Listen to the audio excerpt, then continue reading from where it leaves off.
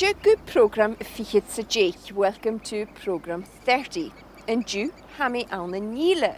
Today I'm in Isla, and we're going to be looking at ways of saying that you need something. Isla's probably most famous for its whisky, like Lagavulling or Lafroig, but it's also famous for wildlife and scenery. Now, if you want to say you need to do something or you have to do something, you say féimi me. I have to or I must. You may remember it already from féimi me fallaf. I have to go or I must go. That's féimi me. I have to or I must. Féimi me. Dat shit ma. Tag belegd. Zet de weg, hè. Willen we een keer een tullig koffie? Ga niet. Oh, Sheldon, nooit. Féimi me fallaf. Een film. Baby. Han bassak me fallaf aan een kook minnetjen. Kimi marachu. Féimi me fallaf. I must go, or I have to go. Féimi me fallaf. Die houdt al die jaren van ook. Nille sak hem haast. Haan ook hier ik ook een jalaf. A film met Sean Connery is ons nodien. Hey, ga ik weer daar hoor. We misschien wel eens geopend. Féimi, tukken.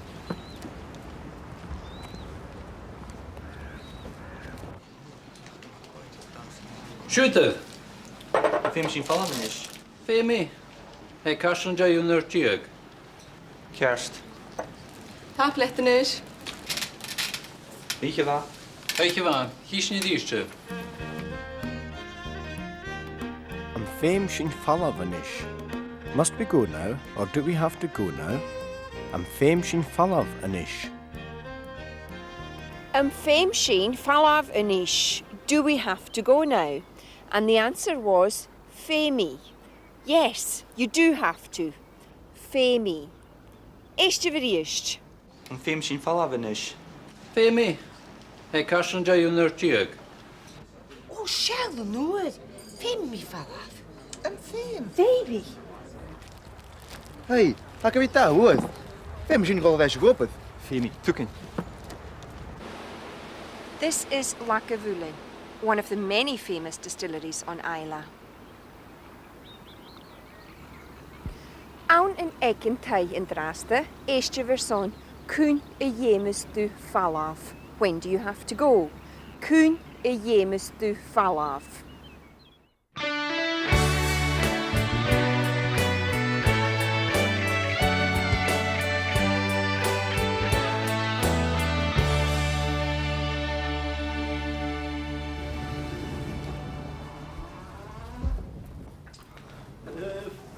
Christian, bist du verdolle rechts op en maar. Och, is je fijn.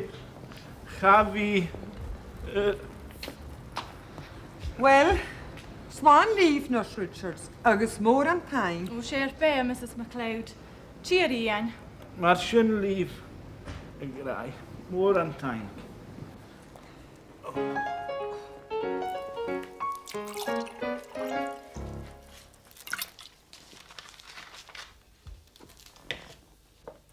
Féimi mi go ar asise gopur ían. Een fame.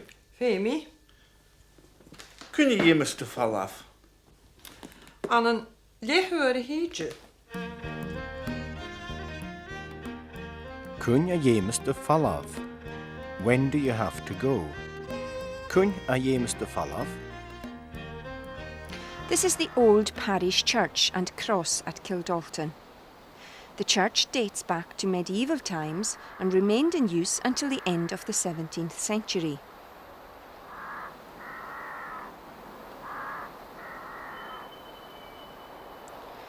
This is one of the finest early Christian crosses in Britain. It's thought to be from the second half of the 8th century.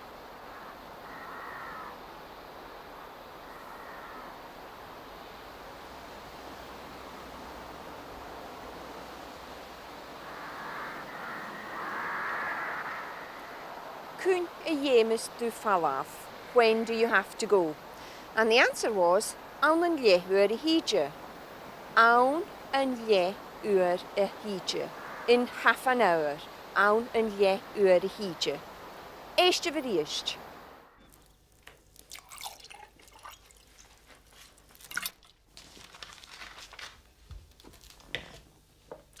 Féime mí go le ráise gopurian. Fame. Féimi, Kun je immers te falaf? an an léhuair a híide. Ach bit a bheachar a seo. A bhfuil u geor a cúpatí. Gaan jij in de raste? Aan mijn kast geloor. Kaat je wel granny je? Gaan jullie zakken? Granny! Wel se we geor a cúpatí. Gaan je kaal maken in television? An fan mi video van vu. Oh, jef. Maar zit de holle van die Anne? A bhfuil u geor a video cast go leor. Oh, ha. Betul hem. Aliens, maar hij aan. Agus Mars bar. Oh, hi. Féime mi fall af. Granny! Féime mi fall af. Wel se we geor a cúpatí. Granny!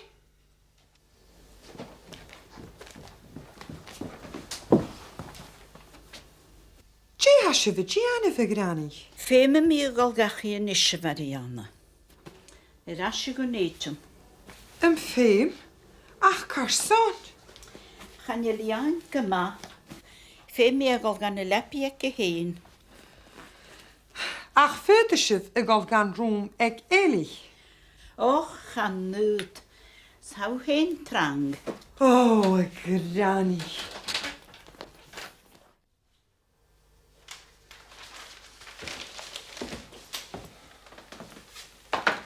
Am I Joshua? Kun je geven me sjögal aan station? An treine fall af, ag 10 uur. Tok in maha.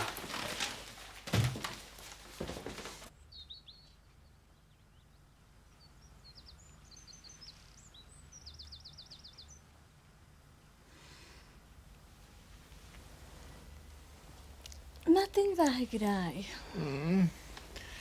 Geen uur de haai.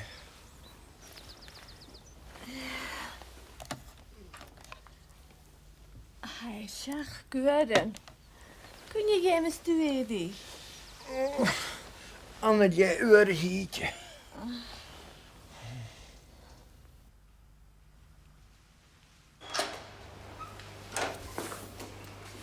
Tafelen. Hier is je maar nog maar. Hier. Wel, Hoe men lopen? Kleva, kun je uit tasje? Met tasje gaan maandag. Als kun je me stubiaan. Vinden me wie aan like 8 uren. Meld dan erg.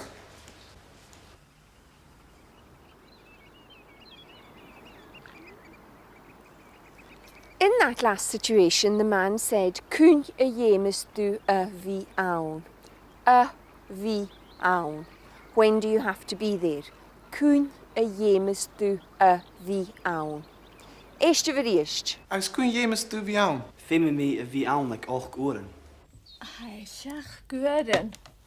Kun je geven me stuedi? An het je uur hietje.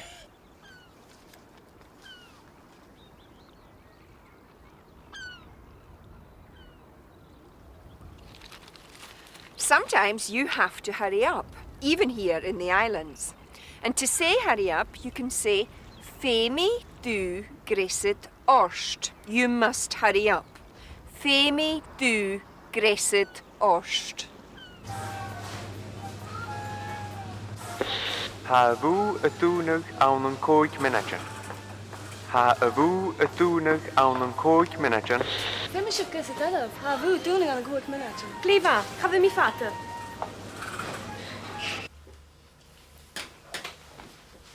Jevo, Januf.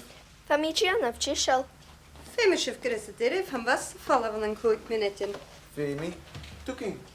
Cherry. Cherry en raste.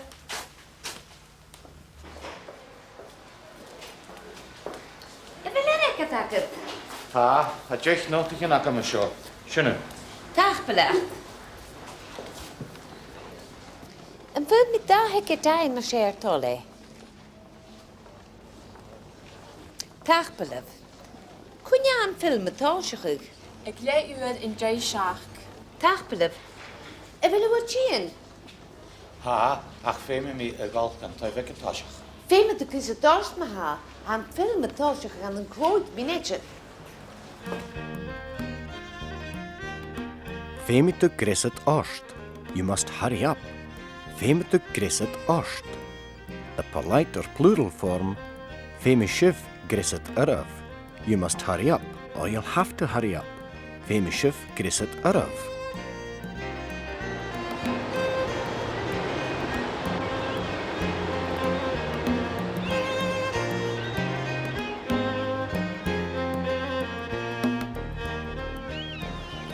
In that last scene, you may have noticed the man using a new phrase, an toshoch. It means first. An toshoch. Shoe riest. Wil je wat zien? Ha, ach femi mi y golgan, toi fe gyntosiach. Fe me de kus het dorst me ha. Han film het als je gaan een quote minetje. Ha vu y dŵnig awn yn coed menedyn. Ha y vu y dŵnig awn yn coed menedyn. Fe me sif gys het edaf. Ha vu doen aan een goed manager. Kliva, ga we mi vaten. Here's a recent addition to Isla's landscape. It's a sculpture by George Wiley to mark the large number of barnacle geese that come to the island each year. In these next scenes, people are talking about having to wear certain things. For example, you have to wear a jacket. Femi du shekach a churorst. Femi du shekach a churorst. Jay, how was on Iano in this? Gaan jullie zakken? Wil een haken zoals? Ah, Tuki. Heb ik korig. Fe me de sjach dat je gedost te staan. Hami Jishal Mami. Cleva, and do you color? Hwyr. Throw the show.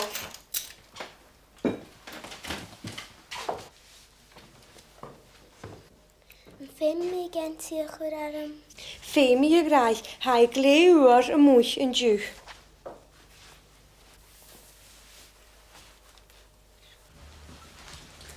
Ti wil een heel klikje nakam. Gaan jullie zakken? Zo, ja, dat is een tesal. Ha, ach, fe me du koud, toch gedorst? Och, nee, gaan die voor, niet? Gaan jullie? Ach, ga je vloeg?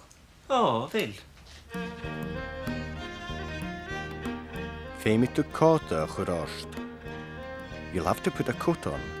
Femi to coat a churorst. And femi gensi a churorum. Do I have to put a sweater on? And femi gensi a churorum. This Italian-style church in Beaumont was built in 1767. It's said that its shape means there are no corners for the devil to lurk in. Femi du coata a churorst. You must put a coat on. Femi du coata a churorst. And the answer? Chaniem. No, I don't have to. Chaniem. Eistje veriest. Ach, fe me du koud, toch gedorst? Och, nee, gaan die voor, niet? Gaan jullie? Ach, ga je vloeg? Oh, wel. Femi gen ti chwr arm. Femi je graag. Hij gleuwer een moes en juch.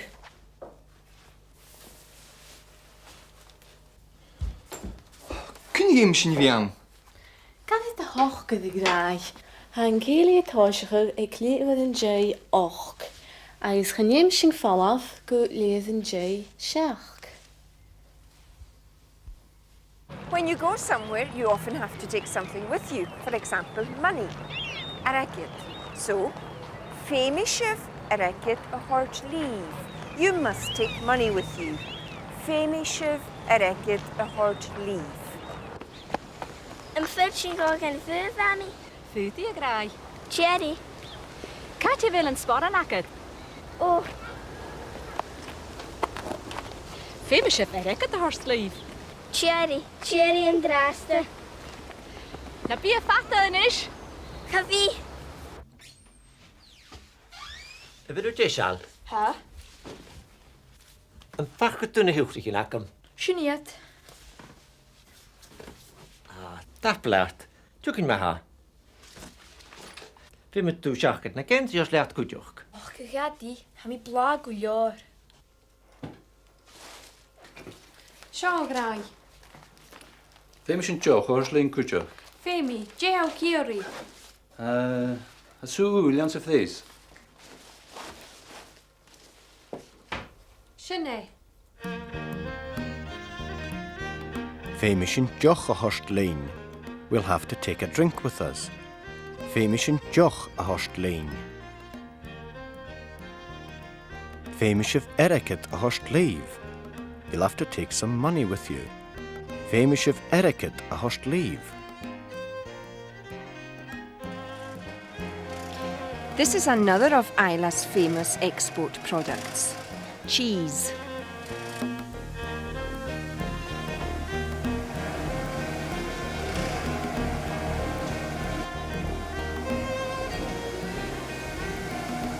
Sporran. The word sporran means a purse or a wallet, as well as the formal sporran of the kilt. Shoe iriist. Cherry. Catty wil een sporran akket. Oh. Féime se erke de horsleif. Seo grai. Féime sin teoch orslín cúteach. Femi, Jeo Kiri.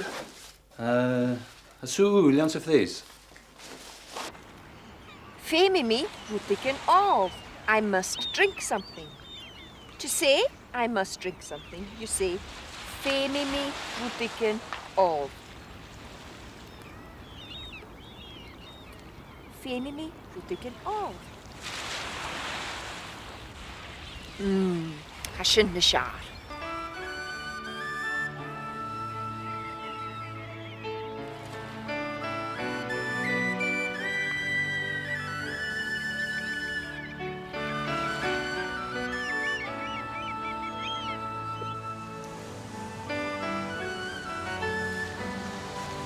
How irash?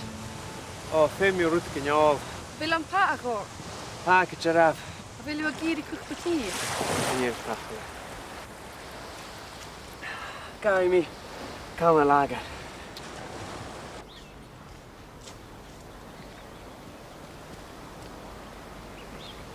Kun je harsje niet vallen? Jan nooit je hen draaste. Hij kun je 3 worden. Femi sin fwaf yn y leho di hyd yma ha. Femi sy'n rydych yn eich yma salaf sy'n. Di gaste. Gafi mi ceper y casio, mae sent y hole. Glefa. Féimish sin rutiken iche. We'll have to eat something. Féimish sin rutiken iche. Féimi me rutiken all. I must drink something. Féimi me rutiken all. The woman in that last scene said, Féimisin rutiken iche mus alaf shein. We must eat something before we go. Mus alaf shein before we go. Eiste veriest. Femi sin fwaf yn y leho di hyd yma ha. Femi sy'n rydych yn eich yma salaf sy'n. Di gaste. Gafi mi ceper y casio, mae sent y hole. How irash? O, Femi o rwt gyniol. Vil am pa agor. Pa, gydraf. Femi me ticket y chianoch. I must buy a ticket. Aunen ec yn tai yn draste. Eistef son y chianoch. Y chianoch.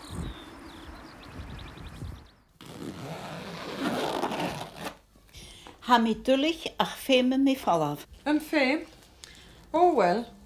Cynnia sydd y falaf? Yn noch yn tren. Siaw erin. Siach gwyrin. O, wel. Ffeim eisiau ffrwtig yn eich yma salasif. Agus gaf eisiau gwch byti yn draste. Ga gaf. O, wel.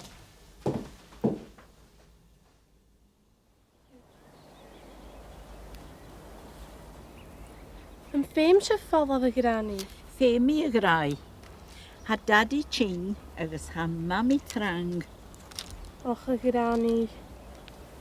Cwn i gym sy'n falaf. Han tren y falaf ec siach gwyrin. Han taxi chin an yn cwch minatyn. O, wel. Ffeim sy'n gres o taraf. Ha hwyl gael jisal. Femi mi me hechga chwch aram. O, grani. But she be Gary rut can real masala shiv. Tea, Glanyushka? Ha mi cast galiori ligerai.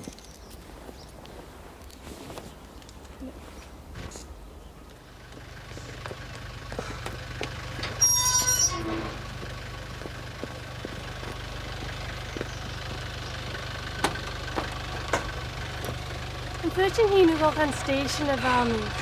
I'm third, Tale, Nihin agus Yoin. Good as she gachi at a bus. I'm third. Tash maha. Wel a rakke takke. Honey. Femi tussen schechtje gerostili. Honey, honey kerskilio. Femi, gresost. Vami. Gresost.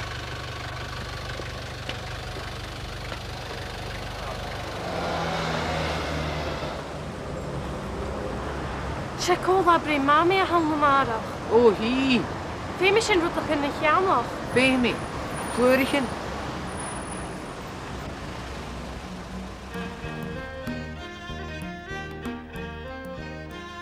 Féimishin rutikin a cheannach. We'll have to buy something. Féimishin rutikin a cheannach.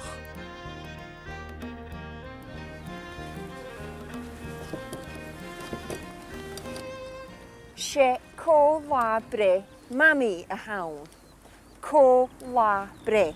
It's Mammy's birthday, and Johan suggests buying her some flowers. Flurichen. Flurichen. Eerste verriest.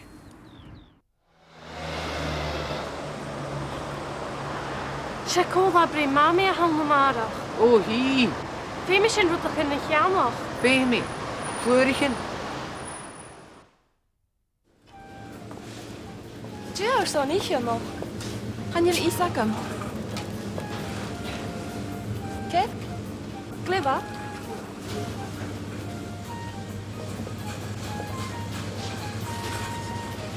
Oh, agus Femi sin ara na chiano. Oh, Femi.